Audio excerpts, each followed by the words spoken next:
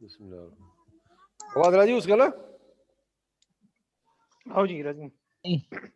تو دیکھو یہ مطلب یہ ہے کہ دیکھو یعنی ذرا ذہن میں بات یہ رکھے کہ یہ قرآن کا جو اصول ہے نا. سر جی یہ بار بار خراب ہو رہا ہے, آواز نہیں آ رہی جی. فیاض صاحب بار بار اصل میں خراب نہیں, وقت ہو جاتا ہے نا, کم ختم ہو جاتا ہے تو یہ بند ہو جاتا ہے. اب یہ آواز آ رہی ہے کہ نہیں؟ اچھا اچھا اچھا آ صحیح رہی ہے ہے سر, جی, بالکل آ رہی ہے. آ رہی ہے بالکل ابھی آ رہی ہے جی. تو دیکھو بہت مقصد صرف شکریہ. یہ ہے کہ دیکھو کبھی تو ایسا ہوتا نا کہ پوری سورہ ایک دفعہ نازل ہو گئی, جیسے سورہ یوسف ہے, اس طرح اس میں سورہ کہف بھی آ جاتا ہے, سورہ مائدہ وغیرہ آ جاتا ہے وغیرہ. اور کبھی ایسا ہوتا کہ ایک سورت نازل ہوتی, اس کی کچھ آیتیں نازل ہو جاتی, پھر دوسری سورت کی کچھ آیتیں نازل ہوتی, پھر تیسری سورت کی کچھ آیتیں نازل ہوتی. تو لہٰذا رسول اللہ صلی اللہ علیہ وسلم جب ان صحابہ کو بتاتے کہ یہ آیاتیں فلاں سورت کی ہے, اس کو فلاں سورت کے فلاں آیات کے بعد میں لکھو. اب مقصد یہاں یہ کہ کس پہ لکھا جاتا تھا اور یاد کیا جاتا تھا.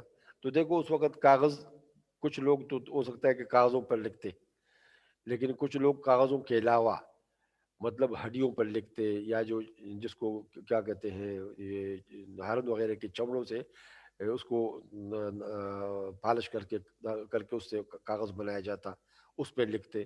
تو مختلف چیزوں پر لکھتے تھے, لیکن یہ جو لکھنا ہوتا تھا یہ رسول اللہ صلی اللہ علیہ وسلم کے حکم کے مطابق ہوتا تھا.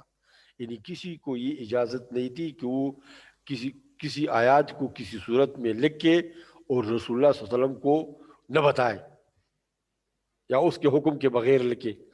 پھر ایسا ہوتا تھا کہ رسول اللہ صلی اللہ علیہ وسلم سب کو جمع کرتے اور ان سے سنتے, اور جہاں ان سے کچھ غلطی ہوتی تو اس غلطی کو صحیح کرتے.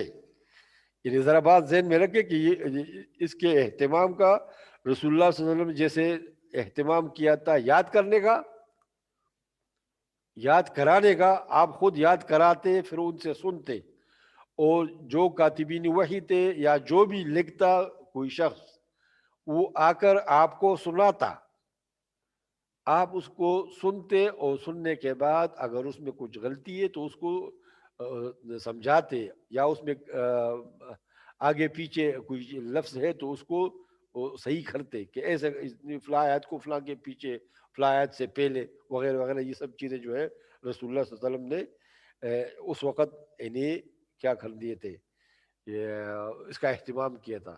اور پھر صاحب ایک اور بات جو قرآن, جس نے قرآن کے حفاظت میں سب سے بڑا رول ادا کیا ہے وہ ہے نماز.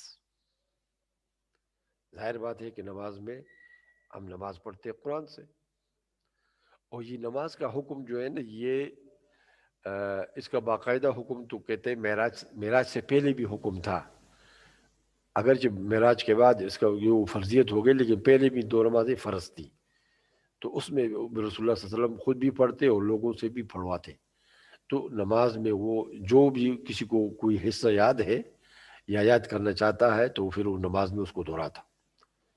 اس وقت تو چونکہ جب آپ مکے میں تھے تو جماعت تو نہیں ہوتی تھی, لیکن ہر گھر میں آپ کو معلوم ہوگا کہ آپ نے پڑھا ہوگا کہ ابو بکر صدیق رات کو اپنے گھر کے سامنے اس نے ایک جگہ بنائی تھی, اس میں وہ نماز پڑھ کر اس میں قرآن پڑھا کرتے تھے. اور اس پہ مشرکین نے اعتراض کیا تھا کہ آپ جو ہے اپنے قرآن جو ہے اپنے اندر گھر کے اندر پڑھے, باہر نہ پڑھے. اس طرح بہت سے صحابہ ایسا کرتے. جب شروع میں تو کچھ پابندی تھی, لیکن بعد میں جب حضرت عمر اسلام لے آیا اور حضرت حمزہ وغیرہ, تو آپ کو معلوم ہے کہ اسلام کو تقویت ملی اور مسلمان اس کو نماز کو آ کر مکے میں کعبے میں بھی پڑھتے تھے, حرم میں بھی پڑھتے تھے, اور ساتھ ساتھ گھروں میں بھی پڑھتے تھے.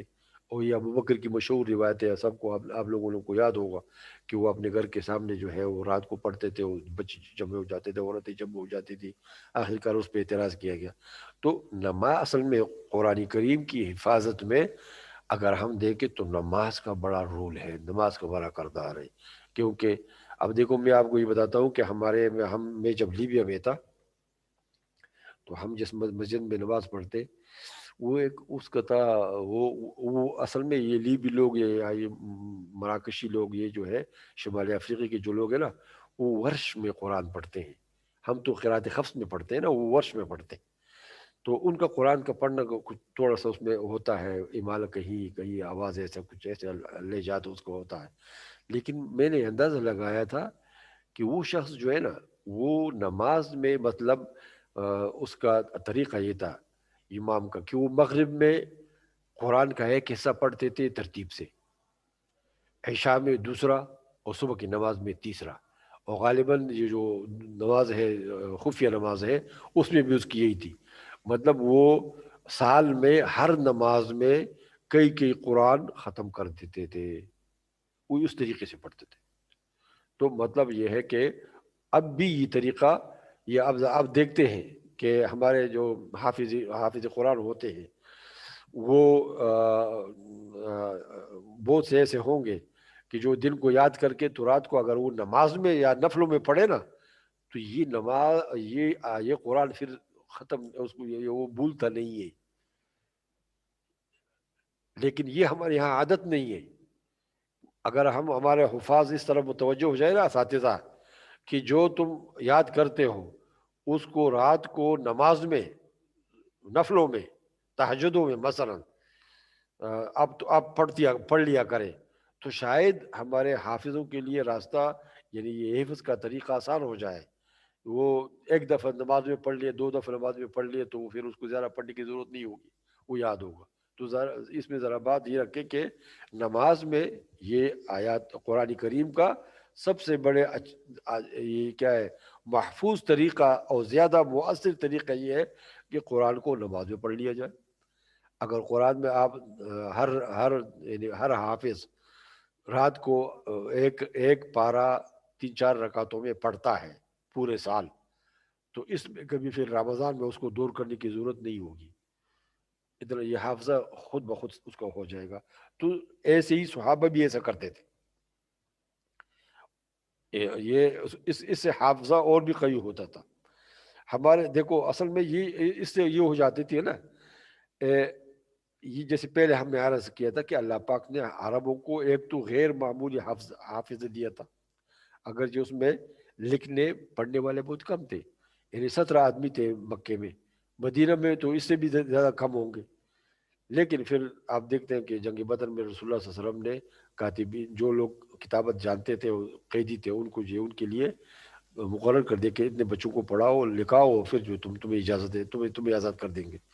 تو اس سے اسلام کے ایک اور بات معلوم ہوتی ہے کہ لکھنے پڑھنے پر زور. یہی امت جو امی امت ہے، ایک بات میں آپ یاد کر لوں، یہ جو کتاب آپ کو میں نے دیا ترجمہ کے لیے نا، اس نے امی کا ایک اور تفسیر کی ہے. اس نے امی سے امم مراد لیا ہے، لیکن اس نے اس کے ساتھ ذکر کیا گیا کہ میں نے یہ جو امی سے امم لیا ہے، تو قرآن کے اور بہت سے آیاتوں کو اس نے جوڑ رکھا ہے کہ یہ آیات میں آتا ہے نا، ومن اہل الکتاب امۃ یکتبون القرآن بایدیہم ثم یقولون ہکذا ھذا من عند اللہ. تو کہا دیکھو لفظ امت یہاں امی امت یہ استعمال ہوا ہے. تو اس نے کچھ ایسے حوالے دیے، لیکن اس نے ساتھ ساتھ یہ بھی ذکر کیا ہے کہ میں نے جو تفسیر امی کی ہے، میں نے بہت ڈھونڈا کہ میں اس کے لیے کوئی تائید نکال دوں پہلے 3 صدیوں میں، لیکن ابھی تک مجھے اس کی تائید میں مجھے کچھ ملا نہیں.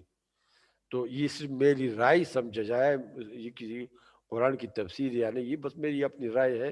اس نے یہ ذکر کیا ہے کہ اصل میں ثابت ہی کرنا چاہتا ہے کہ محمد صلی اللہ علیہ وسلم کا لقب جو امی ہے، اس کا مطلب مشرکین کچھ اور لیتے ہیں. مشرکین مراد لیتے ہیں وثنی، یعنی مستشرقین، لیکن اس نے یہ ثابت کرنے کی کوشش کی ہے کہ اس کا مطلب وثنی نہیں ہے، اس کا نام ہے اممی. اس کا مطلب ہے کہ رسول اللہ صلی اللہ علیہ وسلم نبی ہے تمام امم کے طرف، تمام اقوام کے طرف، اس طرف وہ اشارہ کر رہا ہے. تو بات سے بھی سمجھیے کہتا ہوں کہ اب اس کے ساتھ اس کا اتفاق ہونا ضروری نہیں ہے. وہ تو اس نے خود ذکر کیا ہے کہ میں نے اس جو معنی ذکر کیا ہے یا جو مراد لیا ہے، مجھے اس کے ابھی تک پہلے 3 صدیوں میں کسی سے تابعی یا تبع تابعی یا صحابی میرے اس کی تائید میں مجھے کوئی چیز ملی نہیں ہے، اگرچہ میں اس کی تلاش میں ہوں۔ تو مطلب یہ ہے کہ اسلام قرآن آنے سے پہلے تمام امتوں میں یہی حل تھا۔ دیکھو اس میں اگر آپ ذہن میں رکھیں، یہ اب میں نے آپ لوگوں کو یہ کتاب بھی بتایا تھا کہ اگر آپ ان کو پڑھ لیں، دی impact of Quran on the holy history or the impact of holy Quran on the human history. یہ ذرا یہ کتاب اگر آپ کو معلوم مل جائے نا تو یہ ذرا پڑھ لیں کہ قرآن کا جو ہے انسانی تاریخ پر کیا اثرات ہیں۔ تو سب سے زیادہ جو اثرات ہیں نا وہ علم کی ہے۔ قرآن نے لوگوں کو علم سے روشناس کرایا، یعنی اگر آپ اندازہ لگائیں تو 16ویں اور 17ویں صدی میں پورے پیرس میں 2 کتب خانے تھے، اس طرح لندن میں 3-4 کتب خانے تھے، اس میں بھی ایسے کوئی چیز نہیں ملتی تھی جو پرانے صرف روایات اور یہ جو عام خیالی کتابیں ہیں وہ ملتی تھی، وہاں مکتبات ہی نہیں تھے۔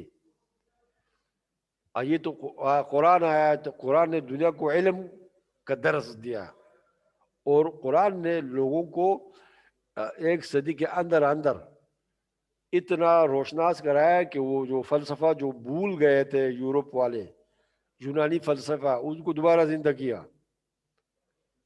تو یہ صرف قرآن کی برکت سے، قرآن کی وجہ سے کہ دنیا کو علم مل گیا۔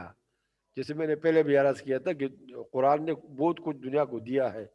اس میں یہ کتاب جو میں آپ کو بار بار کہہ رہا ہوں، the impact of Quran, the holy Quran on the human history, یہ ذرا پڑھ لیں۔ اب دیکھو ذرا اس بات میں ذرا سوچے کہ رسول اللہ صلی اللہ علیہ وسلم نے قرآن کی کتابت کا بڑا اہتمام کیا تھا۔ اور دیکھو اس کا اندازہ آپ اس سے لگا سکتے ہیں، جب حضرت عمر اسلام لانے لگے اور اپنے بہن کے گھر اس کو معلوم ہو کہ وہاں قرآن پڑھا جا رہا ہے، تو آپ نے تو پڑھا ہے نا کہ وہ جب وہ داخل ہو گئے تو اس کی بہن نے وہ صفحہ جو تھا، وہ ورقہ جو تھا وہ چھپا لیا سرالہ کے نیچے، یا آپ نے اس کے نیچے، جو اس کا مطلب یہ کہ قرآن کس پہ لکھا ہوا تھا، کسی ورقے پہ لکھا ہوا تھا نا۔ اور وہاں جو پڑھانے والا کون تھا؟ قرآن کو پڑھانے والا خباب ابن ارت صحابی ہے، یہ معلم ہے۔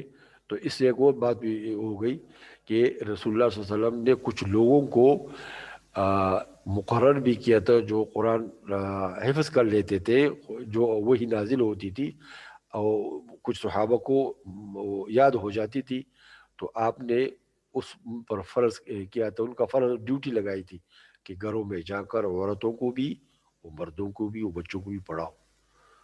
اس کا سب سے بڑا ثبوت یہ ہے کہ خباب ابن ارد جو تھا وہ حضرت عمر کی بہن اور بہنوی کو ان کے گھر میں جا کر قرآن پڑھایا کرتا تھا۔ اس سے مطلب یہ ہے کہ اور بھی ایسے تھے۔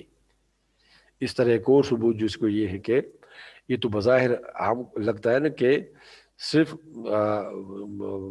بیعت عقبہ ثانیہ سے اولا سے کے بعد رسول اللہ صلی اللہ علیہ وسلم نے مصعب ابن عمیر کو مدینہ بھیجا تھا، لیکن میں نے کہیں پڑھا ہے کہ یہ مصعب ابن عمیر اکیلے نہیں تھا، مصعب ابن عمیر ان لوگوں کا امیر تھا جو اس کے نیچے پیغمبر نے ان کو بھیجا تھا، اور اس کو ان کا ہیڈ بنایا تھا کہ تم جاؤ مدینہ میں لوگوں کو قرآن سکھاؤ۔ ابھی ہجرت ہوئی نہیں ہے، لیکن مصعب پہلے چلے گئے۔ جب پہلے گئے اور آپ کے ساتھ اور لوگ بھی تھے، تو آپ لوگوں نے کیا جو ہے قرآن پڑھنا شروع کر دیا۔ اور تم نے پڑھا ہے کہ جب ہجرت ہوئی تو رسول اللہ صلی اللہ علیہ وسلم کے ہجرت کرنے سے پہلے کہتے مدینہ میں کوئی گھر ایسا نہیں تھا جس میں قرآن نہ پڑھا گیا ہو، قرآن نہ سکھایا گیا ہو کسی نے کسی فرد کو۔ تو یہ قرآن کی حفاظت کا تاریخ، یعنی تاریخ نزول ایسا ہے کہ رسول اللہ صلی اللہ علیہ وسلم نے قرآن کی اتنی بڑی اہتمام کے ساتھ لوگوں کو سکھایا اپنے زندگی کے اندر، اپنے زندگی میں۔ ایک اور جو ہے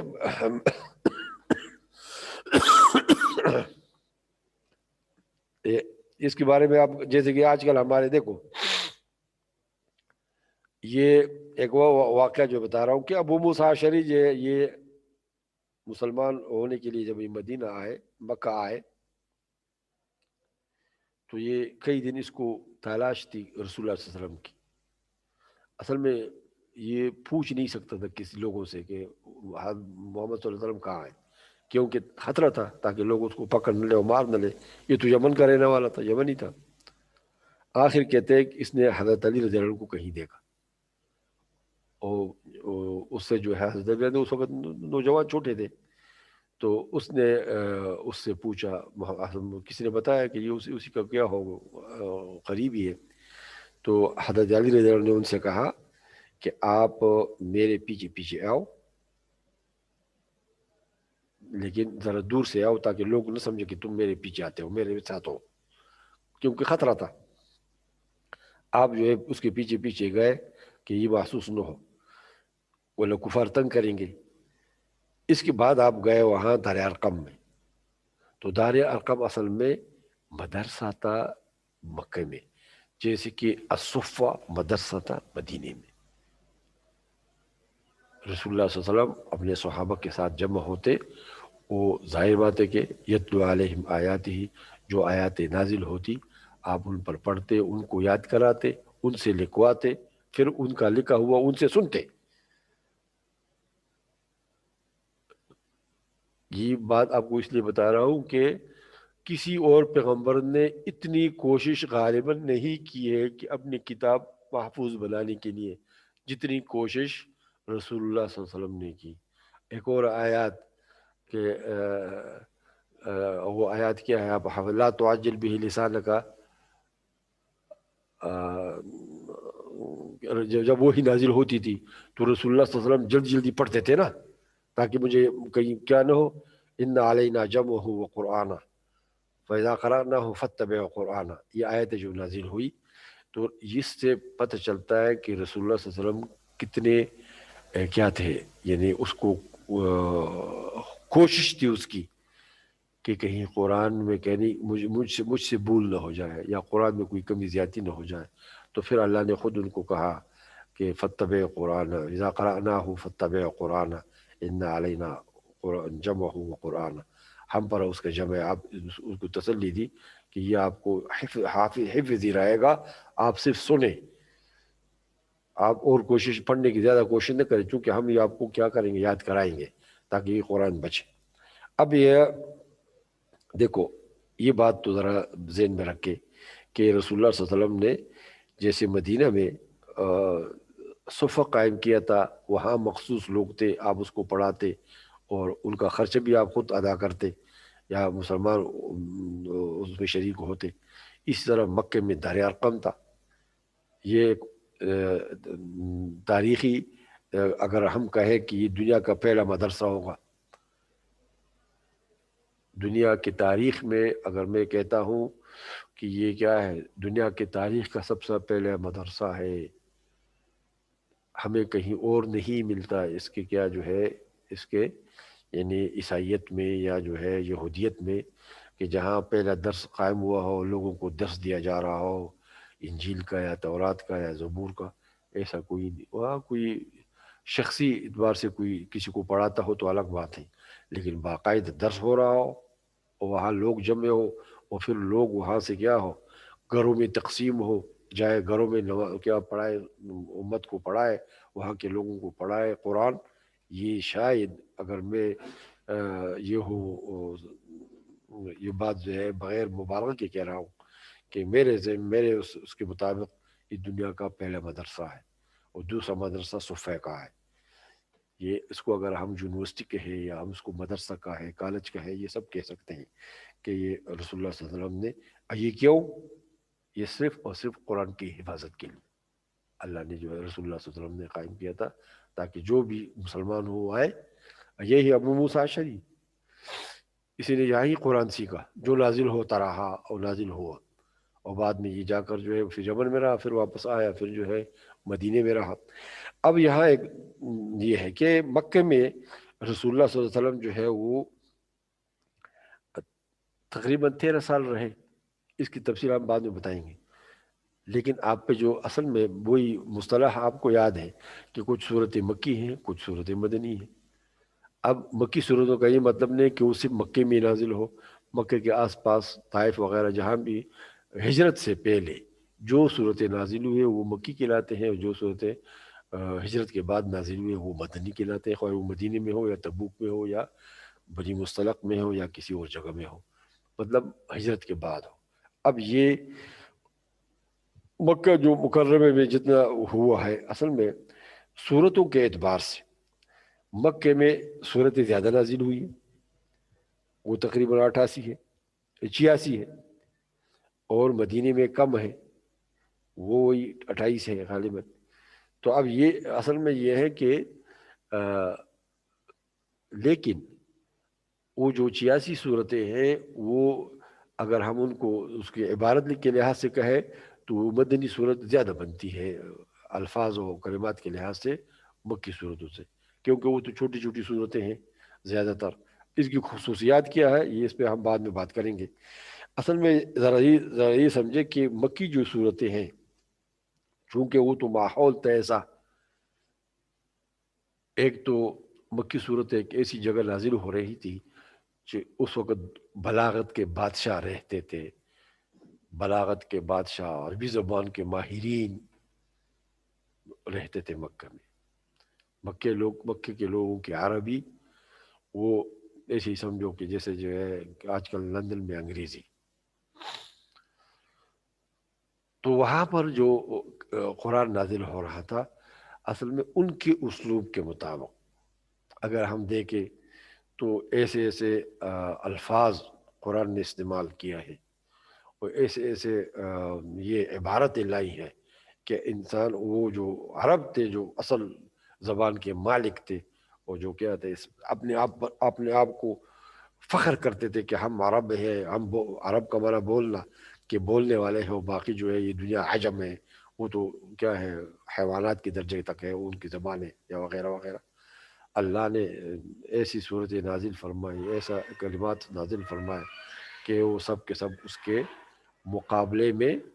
آپ دیکھتے ہو قرآن پہلے دعویٰ کیا کہ پورا قرآن لے آؤ، پھر یعنی جتنی صورتیں نازل سب لے آؤ، پھر کہا 10 صورتیں لے آؤ، پھر کہا 1 صورت لے آؤ، تو کوئی بھی مقابلہ نہیں کر سکا. تو مکی صورتوں میں الفاظ کے لحاظ سے تو یہ ہے کہ انتہائی زوردار الفاظ ہیں، زندہ زور روانی ہے، زود بیان ہے، بلاغت غیر معمولی بلاغت و فصاحت ہے جو انتہا کو پہنچتا ہے. اصل میں ایسی عبارتیں اب دیکھو یہ جو یہ کہہ رہا ہوں آپ کو، یہ آتا ہے نا اصل میں مصیبت سب سے بڑی کمزوری میری ہے کہ میں حافظ قرآن نہیں ہوں. یہ کہتے قالوا اتخذ الرحمن ولدا، تو بعد میں اس میں آتے اس کے جواب میں آتے ہیں نا لقد قلتم شيئا ادا. آواز آ رہی ہے؟ ہلو، جی آواز آ رہی ہے، جی آواز آ رہی ہے. یہ آیات ذرا کون سی صورت کی ہے؟ لقد قلتم شيئا ادا، اصل میں سورہ مریم کی. جی مریم کی سورہ مریم. اب یہ شيئا ادا کو کہو، دیکھو ذرا یہ اتنی اس میں کیا ہے بلاغت ہے، اس میں شدت ہے، اس میں یہ ہے کہ انسان حیران ہو جاتا ہے. عربی زبان اصل میں عربی زبان یہ ذوق سے اس کا تعلق ہے. پتہ نہیں آپ لوگ جو کیا ذوق رکھتے ہو. میں تو میرا آپ کو بتاتا ہوں کہ مجھے جو ہے 10 مقام یاد تھے مقامات حریری کی، اور پوری متنبیات تھی. اس طرح حماس مجھے یاد تھا. اب چونکہ کیا ہو پھر میں نے اس کو لگائے، پھر ہاتھ ہی نہیں لگایا جس زمانے میں 74-75 میں پڑی تھی. تو لہٰذا اب تو ہو سکتا ہے کچھ نو، لیکن اس سے یہ ہوا ہے کہ عربی زبان کی وہ ذوق اور اس کی حلاوت تلاوت، اس سے جو ہے وہ اللہ نے اس سے کچھ نہ کچھ فہم دیا ہے کہ وہ حلاوت کیا ہے اس کی. یعنی میں آپ کو کہتا ہوں کہ یہ طه حسین کا نام سنا ہوگا، جس کو عمید ادب العربی کہا جاتا ہے. اس میں کوئی شک نہیں تھا کہ وہ بہت بڑے ادیب تھے طہ حسین. وہ یہ کہتا ہے وہ چھوٹا تھا اندھا تھا, اس نے کہا کہ میں جس گاؤں میں رہتا تھا تو اس گاؤں سے لڑکیاں صبح سویرے نماز کے وقت کے قریب وہ کیا جو ہے جاتی نیل سے وہ مٹکے بر رہی ہوتی گھر لانے کے لیے. وہ سب مل کر ایک شعر کہتی تھی, گانا کہتی تھی. تو کہتے میں اس شعر کو سننے کے لیے, وہ اندھا تھا, گھر سے نکلتا اور وہاں راستے کے قریب کسی جگہ پر چھپ کر بیٹھتا تاکہ میں اس کو یہ شعر سنوں. وہ شعر اس نے یہ کہا تھا, یہ شعر یہ تھا, یا نا لو كنت احبه فلا علی ملاما. یا نا فلو كنت احبه فلا علی ملاما. یہ شعر لڑکیاں پڑھتی تھی. اس نے طہ حسین نے کہا کہ اس شعر میں جتنی حلاوت ہے اور جتنی بلاغت ہے, کہتے میں نے اس کہیں اور نہیں دیکھا. حالانکہ بظاہر یہ جو کیا ہے, لیکن جب وہ عورتیں کہتی, لڑکیاں کہتی, تو کہتے وہ خود کہتا ہے کہ اب بظاہر ہمیں تو کیا ہے, ہم سمجھیں گے کہ کیا شعر ہے, لیکن وہ عمید ادب العربی کہتا ہے کہ میں یہ اپنی زبان سے میں نے اس کو خود سنا ہے کہ ایک اور جو ہے اس کا دے دوں. اس نے کہا سب سے رسا میں یا جو مرثیہ ہے سب سے زیادہ مؤثر اور بلیغ مرثیہ کس نے کہا ہے, اس کون سے شعر ہے. تو اس کے زبان سے میں نے, چونکہ وہ ٹی وی ریڈیو پہ اس کے پروگرام ہوتا تھا, اس کے جب مرنے کے آتے وہ برسی ہوتی تھی اس پہ شائع کرتے تھے, وہ نشر کرتے تھے. تو اس نے کہا کہ مرثیے میں سب سے عظیم شعر اور سب سے زیادہ وہ بلیغ شعر جو ہے, بیت جو ہے, وہ حافظ ابراہیم نے سعد زغلول کے موت قبر پر کہی تھی. وہ یہ ہے, شعر اس طرح ہے, قالوا فجعت مصر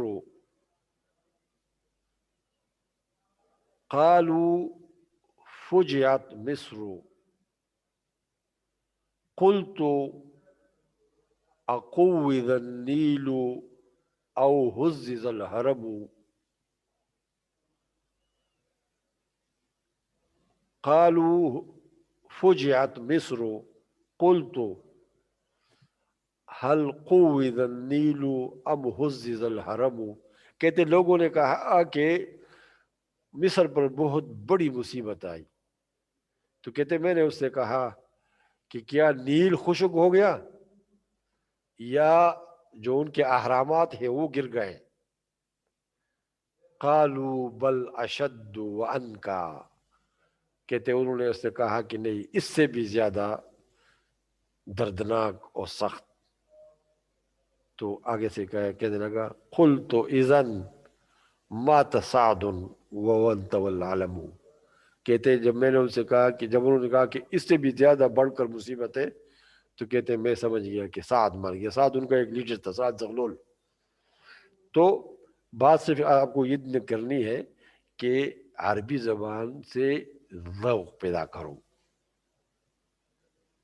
ایک تو قرآن کو پڑھے لیکن قرآن کو سنو بھی. اب یہ ایک مسئلہ علیحدہ ہے, میں نے کہیں پڑھا تھا کہ سننا بہتر ہے یا پڑھنا بہتر ہے. تو بعض علماء کہتے ہیں کہ سننا بہتر ہے,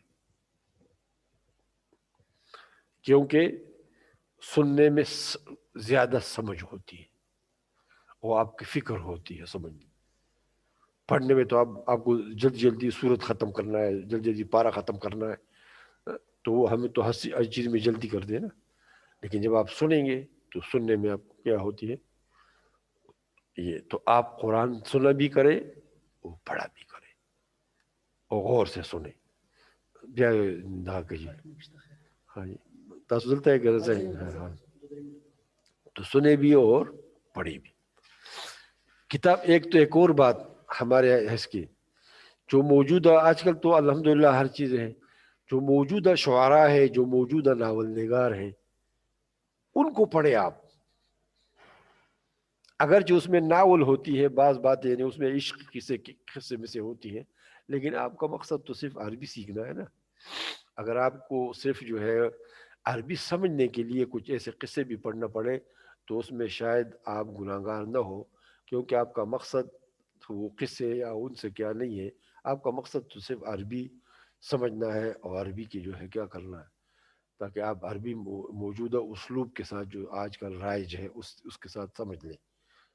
آپ لوگوں نے تو کہتے ہیں، میں نے سنا ہے کہ وہ بھی نکال دی، متنبی بھی درسی نظامی سے نکال دی، کیونکہ کہتے ہیں متنبی میں کیا ہے، عورتوں کی تعریف ہے، عورتوں کے بارے میں جو ہے کیا ہے، کوئی شعر ہے.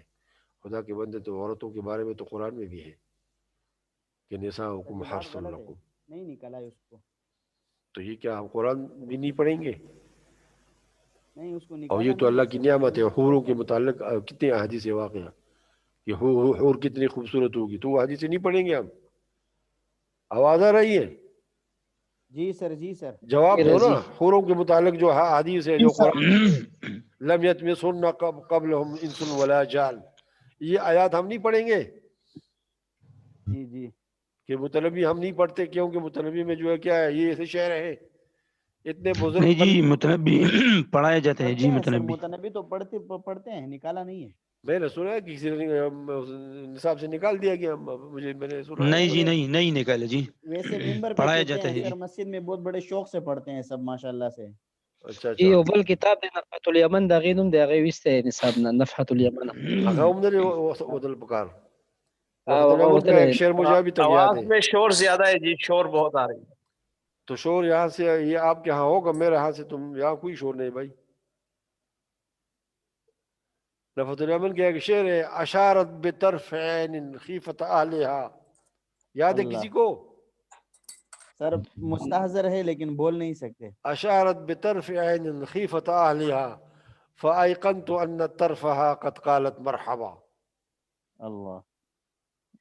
ہم نے تو کسی زمانے میں پڑھا تھا، پتہ نہیں کہاں سے یاد آ گئے. تو تم جو ہے ایسی چیزوں کو اس لیے کہہ رہا ہوں کہ قرآن کو آپ نے انور شاہ کشمیری رحمۃ اللہ علیہ کے بارے میں سنا ہوگا. اس نے کہا ہے کہ قرآن کے سمجھنے کے لیے 1,00,000 شعر کی یاد ضروری ہے، کہ آپ کو عربی زبان کے 1,00,000 اشعار یاد ہو تب آپ قرآن کو سمجھیں گے. تو آپ لوگ بڑے صوفی بن گئے، عربی زبان کے شعر یاد نہیں کر رہے ہیں، کہتے اس میں عورتوں کا ذکر ہے. بھائی عورتوں کا ذکر تو آپ نے خود قرآن میں دے، لم یطمثن حور مقصورات فی سر جو الخیام. احمد خالد توفیق جو سر مصر کے کوئی ہیں، ہاں احمد خالد توفیق ایک ادیب ہے مصر کے. توفیق الحکیم ہے، احمد خالق ہے. احمد خالد التوفیق، تو کل ان کو میں پڑھ رہا تھا سر، انہوں نے لکھا ہے کہ فی اللغت العربیہ اکثر من 100 طریقۃ لتخبر من تحبک بشوقک الیہ. ہاں تو مطلب یہ ہے کہ کیا جو ہے آپ لوگ جو ہے آج کل تو آپ نیٹ پہ ہر چیز موجود ہے. جی سر. جی آپ ذرا پڑھا کریں تاکہ آپ کے اندر ذوق پیدا ہو. جب تک ہمارے اندر عربی کا ذوق پیدا نہیں ہوگا ہم قرآن کو نہیں سمجھیں گے. یہی وجہ ہے کہ جہاں عرب لوگ جو ہے جب قرآن کوئی پڑھتا ہے ان کے سامنے وہ روتے ہیں اکثر، اور ہمارے آنکھوں میں تو آنسو آتی نہیں. اور آپ کو وہ حدیث یاد ہوگا کہ جس کے اللہ کے خوف سے جس کے آنکھ میں آنسو آئے تو اس آنکھ کو آگ چوئے گی نہیں. تو آپ سے یہ عرض ہے کہ رسول اللہ صلی اللہ علیہ وسلم جب مدینہ تشریف لائے تو آپ نے حضرت مصعب بن عمیر کو جب بھیجا تھا آپ نے نمائندہ بنا کر، تو اس نے خود حدیث مبارک میں ہے کہ مدینہ میں کوئی گھر ایسا نہیں تھا جس میں قرآن کا ذکر نہ ہو رہا ہو، قرآن کو یاد نہ کیا ہو کسی نے، یا ہر گھر کو قرآن پہنچ گیا تھا. تو یہ ایک آدمی کا کام نہیں تھا. مصعب بن عمیر تو اس لوگوں کا کیا تھا، بڑا تھا، ہیڈ تھا. اس کے نیچے بہت سے لوگ تھے غالباً، اس کا ذکر لوگوں نے کچھ بہت کم کیا ہوا ہے.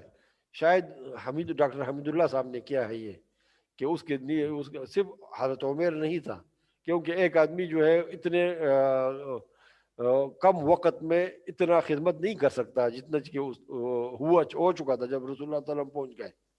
तो मतलब ये है कि मसले की ज़्यादा के जी ये टाइम हम ज्यादा कर रहे हैं। आपका तो और क्लास तो नहीं है कि है? जी है, इसके बाद एक क्लास और है। ज्यादा शेरपुर साहब का है। तो लिहाजा फिर हम वो टाइम ज्यादा न करें, बस खत्म करेंगे, कुछ मिनट बाकी है। और मेरा ख्याल था कि मैं 40 मिनट और ज्यादा कर लूँ ताकि आप लोगों से और बात कर लूँ इससे।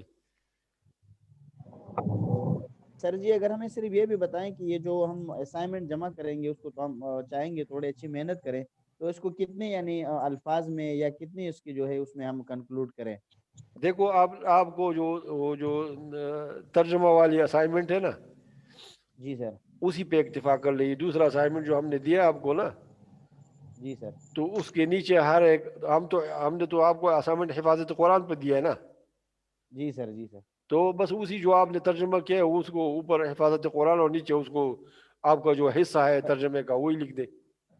अच्छा सर, ठीक है सर। फिर तो लेकिन ठीक है। सही सही लिख के वो कंप्यूटर पे लिख कर, जो आप में से आपका सीआर कौन है? तारिक ज़ैब जी। मुद्दज़िल्लुहुल आली। तो तारिक ज़ैब मदज़िल वाली तो मुझसे बात ही नहीं, फोन ही नहीं करता। सर जी जुर्माना आपके करें साथ सर। मेरी बात हुई थी इस मौजू पर जी। एक मरतबा एक बात एक तरफ आपने तारिक, आपका नंबर ही मेरे पास नहीं है, तो लिहाजा मैंने आप कम कॉल से किया कम था जी, बातें तो आपने करें। जो जी ठीक है जी। भाई वो गुड़ न लाओ, मैंने आपसे मजाक किया था कि गुड़ ले आओ, गुड़ न लाओ।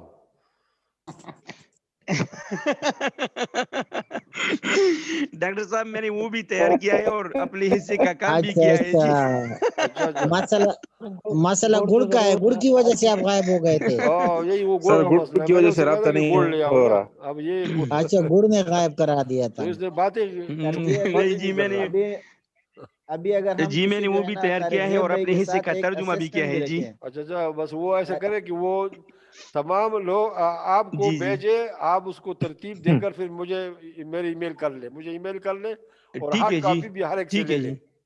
सर जी जी आपको तो ठीक है जी। अलग भेजेंगे क्योंकि यूनिवर्सिटी की डिमांड ये है कि जो स्टूडेंट पोर्टल है वहां पर हमने इसको ऐड करना है, इसको हम अलग से भेज देंगे, वहां पर हमने अलग से करना है। ठीक है, सही है। ये आप आमिर साहब को भेजेंगे ना, या किसको?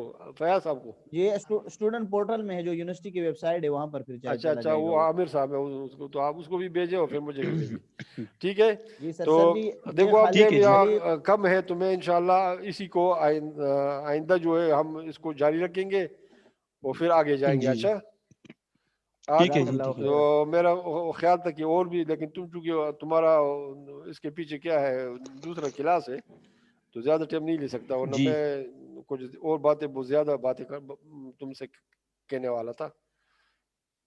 तो चलो यही मेहरबानी काफ़ी है सर। आज। ठीक है, शुक्रिया ठीक है सर। जी, ठीक है जी। तो सबको सलाम। वालेकुम अस्सलाम। वालेकुम सलाम। ठीक सर।